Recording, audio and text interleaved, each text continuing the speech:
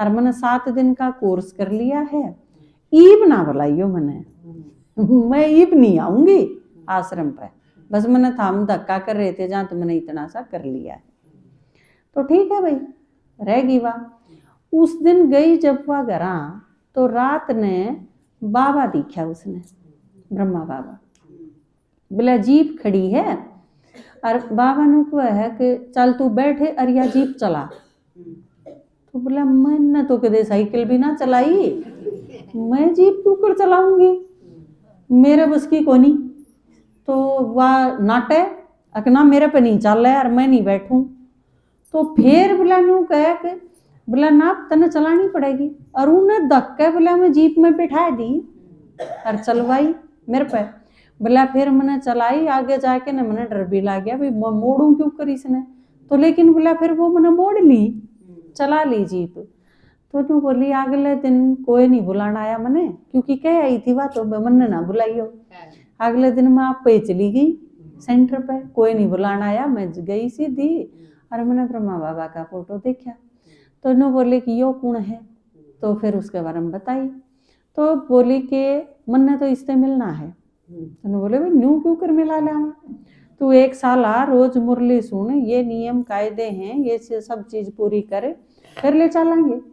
तो उसने कहा ना 1 साल में तो कौन डटूं, 1 साल तो बहुत लंबा टाइम है, मन तो पहले ले चलो। तो दीदी ने उससे ही बताया, तो वो बहुत अच्छी लगी हमने भी तरीका। तो दीदी ने बताया कि देख साल भर में ये तो नियम है, तू आज तय न बोली हाँ मैं सारे आज तय पूरे कर दूंगी, शुरू कर दूंगी, जो भी चीज है मैं कोई गड़बड़ नहीं करूं, ठीक है वह चीज तो होगी। ये बची तैयारी की, 365 दिन हुए हैं 1 साल में। 1 साल में रोज मुरली सुने तो 365 मुरली होगी। नु बोले तू 365 मुरली पहला पूरी करती, 365 पढ़नी है। बोला मैंने रोज की तेज कर दी स्पीड, और मैंने 6 महीना में पढ़ दी। मतलब रोज की अगर 1 सुने तो 365 दिन लागे, रोज की आप 2 सुनो तो आधे दिन में पूरी हो जाएंगी। 6 महीना में सारी चीज पूरी कर दी। जिस तरह आप करा हाँ बे आपने 20 क्लास पूरी करनी पड़ेगी, करा है ना आप, तो ऊँ तो 20 क्लास 4 साढ़े 4 महीना में हो जाए। और जब इससे भी तेज स्पीड किसी की हो तो 1 वीरवार और 1 संडे 1 हफ्ते में 2 आवे हैं, 1 महीना में 8 हो गए ना, तो 2 महीना 2.5 महीना में हो गए पूरे, हो गए ना 20।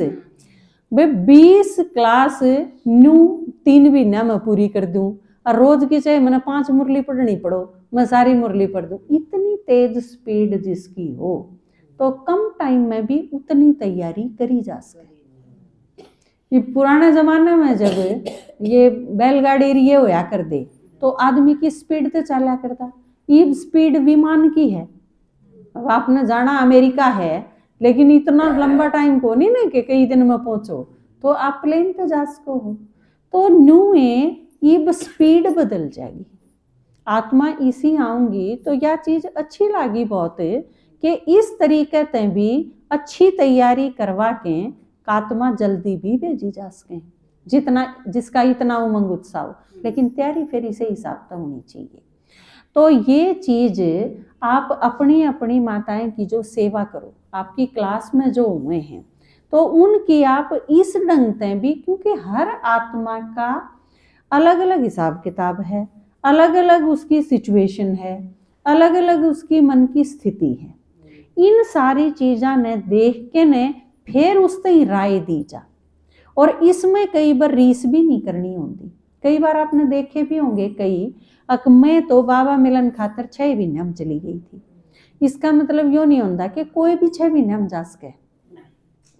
किसी की स्पीड इतनी धीरे हो कि उसने 3 साल भी लग जाए। बात समझ में आई? असली चीज जो है तैयारी पे। MBBS का एंट्रेंस क्लियर करना है, एग्जाम क्लियर करना है, एक बालक तो 1 पेपर में कर दे, एक ने 5 बार देना पड़ जाए, या तो उसकी तैयारी पे डिपेंड करे। तो हर आत्मा जो सामने आवे उसकी नब्ज देख के जो बाबा कहे है ना, उसके बाद राय दी जा है। तो उसकी इन सारी चीज़ों ने ध्यान में रख के फिर उसकी तैयारी की, उसकी गाइडलाइन दी जा है, और जिस हिसाब से उसने तैयारी करी तो वो कम टाइम में भी उसकी पूरी तैयारी करके भेजा जा सके है। तो यह चीज़ अलग अलग ये उस माता के अनुभव से बहुत अच्छी चीज़ मिली, और दीदी की यह प्लान बहुत अच्छी लगी, आपके दादाजी ने भी, मन ने भी। तो ई बापा प्रदीप भाई पर सुनाएंगे इनका